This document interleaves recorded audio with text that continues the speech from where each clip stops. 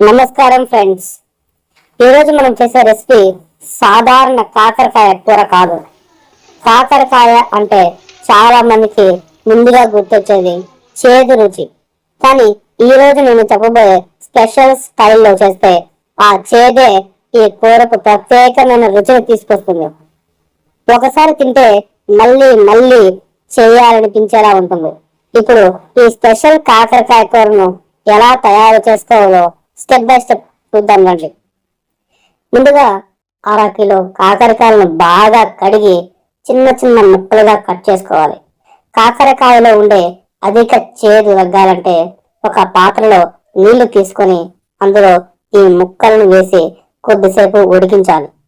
కాకరకాయలు మెత్తగా కాకుండా కొంచెం ఉడికిన తర్వాత వాటిని వడగట్టి పక్కన పెట్టుకోవాలి. ఇప్పుడు స్టవ్ మీద కూడా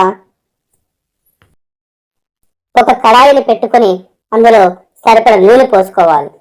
నూనె వేడెక్కిన తర్వాత కాకరకాయ ముక్కలను అందులో వేసి బంగారు రంగు వచ్చేంత వరకు ఉడికించాలి. ఇలా వేయించడం వల్ల కాకరకాయలకు మంచి టెక్స్చర్ వస్తుంది. అలాగే చేదు కూడా చాలా వరకు తగ్గిపోతుంది. వేయించిన కాకరకాయలను ఒక ప్లేట్లోకి తీసుకొని పక్కన పెట్టుకోవాలి.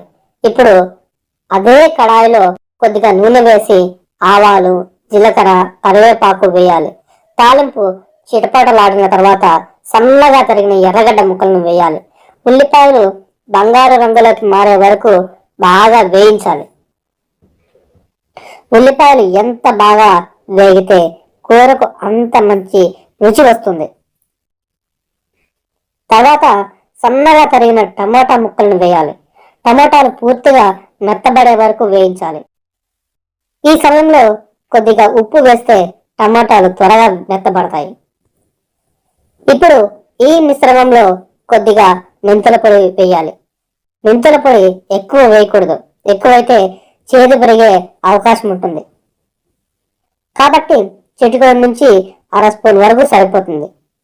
ఇప్పుడు ముందుగా వేయించి పెట్టుకున్న కాకరకాయ ముక్కలను ఈ మిశ్రమంలో వేయాలి. బాగా కలుపుకోవాలి. తర్వాత అసలు రుచి తీసుకొచ్చే మసాలాలు వేసే సమయం వచ్చింది. మొదట కారం పొడి వేయాలి. మీకు ఎంత కారం కావాలో అంత వేసుకోవచ్చు. తర్వాత ధనియాల పొడి వేయాలి. కొద్దిగా పసుపు వేయాలి. ఇప్పుడు ఈ కూరకు ప్రత్యేకమైన రుచి ఇచ్చేది చెనిక్కాయల పొడి. ముందుగానే వేయించి పెట్టుకున్న చెనిక్కాయలను బాగా మిక్సీ వేసి పొడిగా చేసుకోవాలి. 3 నుంచి 4 స్పూన్లు వేయాలి. మళ్ళీ కొద్దిగా మెంతుల పొడి వేయాలి. ఈ అన్ని పదార్థాలు కాకరకాయలకు బాగా పట్టేలా కలుపుకోవాలి. ఇప్పుడు ముందుగానే నానబెట్టిన చింతపండు రసాన్ని తీసుకుని కూరలో పోయాలి. చింతపండు రసం ఈ కూరకు పుల్లటి రుచి మాత్రమే కాదు, కాకరకాయ చేదును బ్యాలెన్స్ చేసే పని కూడా ఉంటుంది. ఇప్పుడు అవసరమైనంత నీరు పోయాలి.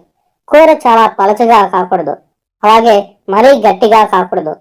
మధ్యస్థ మంటపై ఉడికించాలి. ఉడుకుతున్న సమయంలో అప్పుడప్పుడు కలుపుతూ ఉండాలి.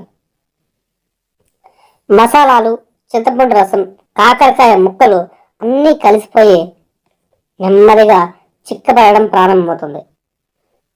ఈ సమయంలో వచ్చే వాసన చూస్తేనే ఆకలి రెట్టింపు అవుతుంది. కూర మరిగే కొద్దీ నూనె పైకి తేలడం మొదలవుతుంది. అదే ఈ కూర సరిగ్గా తయారవుతుందని గుర్తు. ఇప్పుడు మంటను తగ్గించి మరో 10 నుంచి 15 నిమిషాలు నెమ్మదిగా ఉడికించాలి. కూర ఎంత చిక్కబడితే అంత రుచిగా ఉంటుంది. చాలా మంది ఇక్కడే గ్యాస్ ఆఫ్ చేస్తూ ఉంటారు. కానీ ఇంకొంచెం ఓపిక పడితే రుచి మరో స్థాయికి వెళ్తుంది. నెమ్మదిగా ఉడుకుతూ ఉండగా కాకరకాయ ముక్కలు మసాలా మొత్తాన్ని పీల్చుకుంటాయి. చింతపండు రసం, కారం, ధనియాల పొడి, శనగకాయ పప్పులు, మెంతులు అన్నీ కలిసిపోయి అద్భుతమైన ఫ్లేవర్ తయారవుతుంది.